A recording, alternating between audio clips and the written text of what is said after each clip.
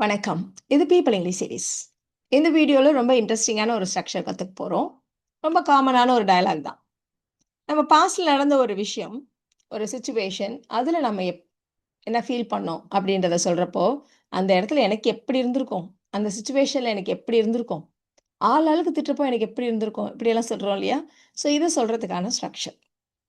இத சொல்றதுக்கு நம்ம how must it have felt இல்லன்னா how must it have been for subject two plus verb. இது இல்லனா how must it have felt for subject when and class. இந்த ரெண்டு ஸ்ட்ரக்சர்ல ஒன்றை யூஸ் பண்ணுவோம். ஏன் ரெண்டு ஸ்ட்ரக்சர்? நான் அப்படி அங்க நின்னுட்டு இருந்தப்போ எனக்கு எப்படி இருந்திருக்கும்? இந்த மாதிரி நாம செஞ்ச ஒரு விஷயம் அதுன வச்சு நமக்கு எப்படி இருந்திருக்கும்? அந்த மாதிரி சொல்றதா இருந்தா இந்த ஃபர்ஸ்ட் ஸ்ட்ரக்சர். மத்தவங்கலாம் அப்படி பண்றப்போ எனக்கு எப்படி இருந்திருக்கும்? அப்படி சொல்றதா இருந்தா செகண்ட் ஸ்ட்ரக்சர். இதுல இன்னொரு வேரியேஷன் கூட இருக்கு. ஒரு சிலருக்கு தோணலாம், இது ஏன் இந்த இடத்துல இட்ன்னு ஒரு டம்மி சப்ஜெக்ட், அதுக்கப்புறம் ஃபார் பிளஸ் சப்ஜெக்ட்ன்னு நம்ம போடணும். அதுக்கு பதிலா சப்ஜெக்ட்டே இங்க கொண்டுட்டு வந்துட்டா என்ன? இந்த மாதிரி அப்படின்னு உங்களுக்கு தோணலாம். ஸோ 2க்கும் ஒரு சட்டில் டிஃபரன்ஸ் இருக்கு. ஃபர்ஸ்ட் ஒன் வந்து சிச்சுவேஷன் அந்த இடத்துல நம்ம எப்படி ஃபீல் பண்ணோம். அந்த 2த்தையுமே ஃபோக்கஸ் பண்றப்போ ஃபர்ஸ்ட் ஸ்ட்ரக்சர் தான். இப்ப நீங்க இந்த மாரி சப்ஜெக்ட்ட கொண்டு வரப்போ, ஒருத்தவங்க என்ன ஃபீல் பண்ணாங்க. அத மட்டும் நீங்க ஃபோக்கஸ் பண்றதா இருந்தா இந்த செகண்ட் ஸ்ட்ரக்சர். ஆனாலும், நம்ம ஏற்கனவே பார்த்த மாதிரி, இந்த இடத்துல இட்டு போட்டுட்டு ஃபார் பிளஸ் சப்ஜெக்ட்ன்னு சொல்றது தான் ரொம்ப காமன். அதனால பெரும்பாலும் எல்லா எக்ஸாம்பிள்ஸ்லயுமே நான் அந்த மாரி தான் யூஸ் பண்ணியிருக்கேன். இப்ப எக்ஸாம்பிள்ஸ் பார்த்துடலாம். அவன் அப்படி சொல்றப்போ, எனக்கு எப்படி இருந்திருக்கும்? அப்படின்னு நம்ம சொல்லப் போறோம். ஸோ, எனக்கு எப்படி இருந்திருக்கும்னு சொல்றதுக்கு ஏத்த மாரி ஃபர்ஸ்ட் இந்த சென்டென்ஸ நம்ம ஃபர்ஸ்ட் பார்ட்ட நம்ம ஃப்ரேம் பண்ணிக்கலாம். அப்ப how must it have felt for me? இந்த இடத்துல சப்ஜெக்ட் எனக்கு எப்படி இருந்திருக்கும்னு இருக்கிறதுனால, how must it have felt for me? 2 plus வெர்ப்ன்னு இருக்கு. இந்த இடத்துல 2 பிளஸ் வெர்பா? இல்ல வென்னா? தென் பிளஸ் கிளாஸா? அடுத்தவங்க செய்றப்போ எனக்கு எப்படி இருந்திருக்கும் அப்படின்னு சொல்றப்ப நம்ம வென் தான் யூஸ் பண்ணுவோம் இல்லையா? ஸோ அதனால வென் அவன் அப்படி சொல்றப்போ when he said that. How must it have felt for me when he said that? இந்த இடத்துல ஃபெல்ட்டா பீனா அப்படின்னு பார்த்தா ஃபெல்ட் இன்னுமே கரெக்ட்டா இருக்கும். ஸோ அதனால தான் நான் ஃபெல்ட்ன்னு போட்டிருக்கேன். அஃப்கோர்ஸ் நீங்க பீன் வேணாலும் போடலாம். So how must it have felt for me when he said that? ஆளாளுக்கு நீ தான் காரணங்கிறப்போ, எனக்கு எப்படி இருந்திருக்கும்? அப்படின்னு நம்ம சொல்லப் போறோம். அப்ப இந்த இடத்துல எனக்கும் தான் இருக்கு. அதனால how must it have felt for me? அதையே ஃபிக்ஸடா வச்சுக்கலாம். ஆளாளுக்கு நீ தான் காரணங்கிறப்போ, மத்தவங்க என்ன பிளேம் பண்றப்போ, ஸோ ஆளாளுக்கு அப்படின்னா எல்லாரும், எவ்ரிஒன். அப்போ when everyone was blaming me, இல்ல ஆளாளுக்கு திட்டுறப்போ, ஆளாளுக்கு திட்டுறப்போ எனக்கு எப்படி இருந்திருக்கும்? நீங்க அப்படி சொல்றதா இருந்தா when everyone was scolding me. எப்படி வேணா சொல்லுங்க. இப்ப how must it have felt for me when everyone was blaming me? How must it have felt for me when everyone was scolding me? எப்படி வேணா சொல்லலாம். இல்லன்னா, இது இன்னும் கூட ஷார்ட்டா, how must it have felt when everyone was scolding me? அப்படி வேணாலும் முடிச்சுக்கோங்க. 2 தடவ மீன்னு சொல்லாம. சரி. இப்ப இந்த இடத்துல, நான் எப்படி இருந்திருக்கும் அப்படிங்கிறப்போ, என்னுடைய ஃபீலிங் அதுக்கு தான் நான் வந்து ஃபோக்கஸ் பண்ணி சொல்லணும் அப்படின்னு சொல்றதா இருந்தா, நீங்க வந்து சப்ஜெக்ட்ட இங்க வச்சு, how must I have felt when everyone was blaming me? இது வந்து இன்னும் கொஞ்சம் ஷார்ட்டா இருக்கும். அவ்வளோதான். How must I have felt when everyone was blaming me? இப்படியும் நம்ம சொல்லலாம். அவளுக்கு அது எப்படி இருந்திருக்கும்னு கொஞ்சம் நெனச்சு பாரு, அப்படின்னு நம்ம சொல்லணும். ஸோ அடுத்தவங்க கிட்ட நீ கொஞ்சம் இமேஜின் பண்ணி பாரு, அந்த இடத்துல அவளுக்கு அப்படி இருந்திருக்கும்னு, அப்படி நம்ம சொல்லணும். ஸோ இந்த மாதிரி நம்ம இவ்வளோ நேரம் கொஸ்டின் மாதிரி கேட்கிறப்போ நம்ம ஒரு ஸ்ட்ரக்சர் சொன்னோம். பட் இது வந்து எம்பெடட் இல்லையா?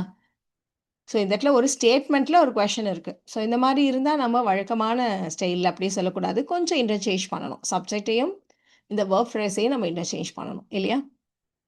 ஸோ இத நாம நெனச்சு பாரு அப்படிங்கிறதுக்கு imagine how must it have felt for her அப்படின்னு மட்டும் சொல்லக்கூடாது. அதுக்கு பதிலா imagine how it must have felt for her. இட்ட முன்னாடி கொண்டு வந்துரணும். மஸ்ட் ஹேவ சேத்தாப்புல கொண்டு வந்துரணும். இந்த மாரி எம்பெடடா சொல்றப்போ. Imagine how it must have felt for her. இப்போ இத நீங்க வேணா ட்ரை பண்ணி பாருங்க. கையில 5 காசு கூட இல்லாம நின்னானே, அப்ப அவனுக்கு எப்படி இருந்திருக்கும்? அப்படின்னு நம்ம சொல்லணும். ஸோ அவனுக்கு எப்படி இருந்திருக்கும் அப்படின்னு சொல்றதுனால how must it have felt for him. அடுத்தது கையில 5 காசு கூட இல்லாம. நம்ம பொதுவா 5 காசுன்னு சொல்லுவோம். அவங்கள பொறுத்த வரைக்கும் சிங்கிள் பென்னின்னு சொல்லுவாங்க. அதே மாதிரி நம்ம கையில 5 காசுன்னு சொல்லுவோம். அவங்க வந்து single penny to his name. அதுதான் ஃப்ரேஸ். ஸோ அந்த மாதிரி தான் நம்ம இப்போ சொல்ல போறோம்.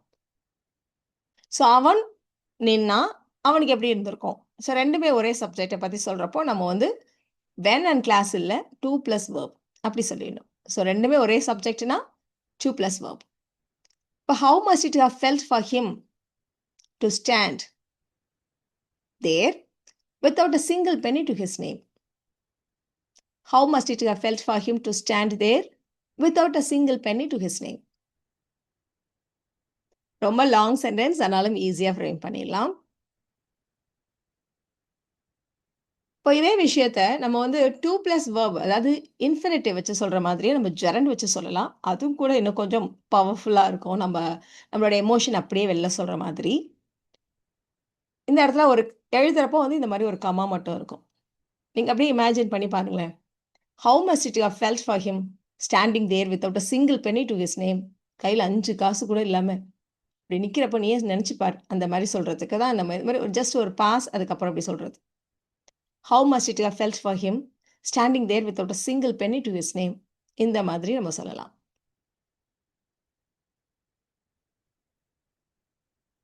இப்போ இந்த எக்ஸாம்பிள் பாருங்களேன். வீட்டை விட்டு வெளில போன்னு சொல்கிறப்போ அவருக்கு எப்படி இருந்திருக்கும் அப்படின்னு நம்ம சொல்லணும். பட் இந்த இடத்துல யார் வீட்டை விட்டு வெளில போன்னு சொல்கிறப்போ யாருக்கு எப்படி இருந்திருக்கும் அது இன்னும் கொஞ்சம் டீட்டெயிலாக இல்லை. இது வந்து சொன்னவங்களுக்கு எப்படி இருந்திருக்கும் அப்படின்னு இருக்கா, இல்லை அதை கேட்டவங்களுக்கு எப்படி இருந்திருக்கும்னு சொல்கிறோமா அப்படின்றது இந்த சென்டென்ஸில் கரெக்டாக இல்லை இல்லையா? ஸோ அதனால் ஒரு வார்த்தையை சேர்த்துக்கலாம். அவரை வீட்டை விட்டு வெளில போன்னு சொல்கிறப்போ அவருக்கு எப்படி இருந்திருக்கும் அப்படி வச்சு சொல்லலாம். ஸோ இதை தான் நம்ம சொல்ல போகிறோம். ஸோ வீட்டை விட்டு வெளில போன்னு சொன்னது வேற யாரோ, அது யாருங்கிறது முக்கியம் இல்லை இந்த இடத்துல. அதனால நம்ம பாசிவ் வாய்ஸில் சொல்ல போகிறோம். ஸோ அவருக்கு எப்படி இருந்திருக்கும் அது மட்டும் நம்ம ஃபஸ்ட்டு ஃப்ரேம் பண்ணிக்கலாம். அப்போ how must it have felt for him?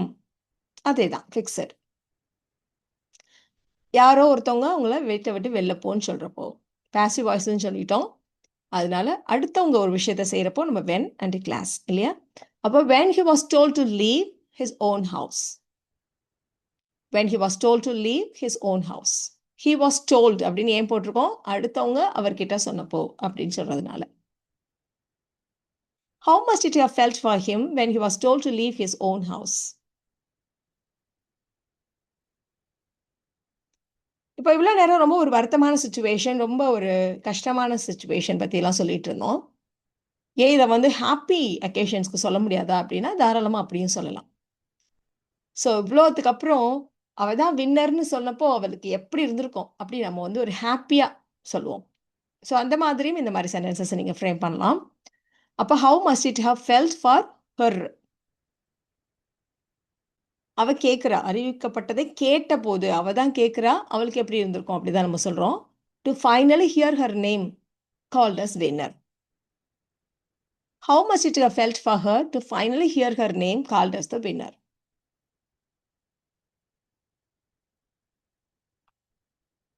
இதை நீங்களே கூட ட்ரை பண்ணலாம். ஒட்டு மொத்தமா எல்லாரும் எழுந்திருச்சுன்னு கை தட்டினப்போ அவனுக்கு எப்படி இருந்திருக்கும் அப்படின்னு நம்ம சொல்லணும். அப்ப how must it have felt for him? எல்லாரும் எழுந்து நின்று கை தட்டிய போது. ஸோ எல்லாருங்கிறப்ப எவ்ரி ஒன், இல்லைன்னா அந்த க்ரௌட், மொத்த கூட்டமும் அப்படி சொல்றதா இருந்தால் the crowd. ஸோ அடுத்தவங்க செய்கிற ஒரு விஷயம் அப்போ when இல்லையா? இப்போ how must it have felt for him when the crowd stood up and clapped? When everyone stood up and clapped. எப்படி வேணா சொல்லலாம். ஸோ இந்த ஸ்ட்ரக்சர் ரொம்ப ஈஸி இல்லையா? இந்த சென்டென்ஸை நீங்கள் ட்ரை பண்ணி பாருங்க.